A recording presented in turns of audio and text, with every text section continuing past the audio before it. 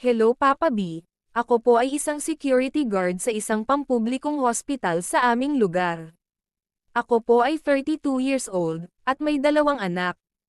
Itago niyo na lang po ako sa name na Marian dahil maraming nagsasabi na kami daw ay magkamukha ni Marian Rivera. Ako po ay isang tomboy na nooy galit na galit sa mga lalaki.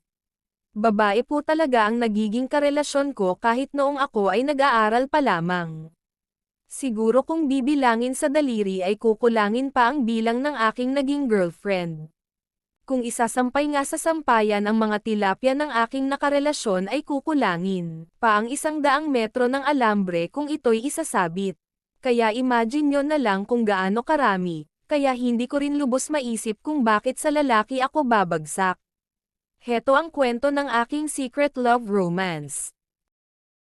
Pagka-graduate ko nung college sa kursong criminal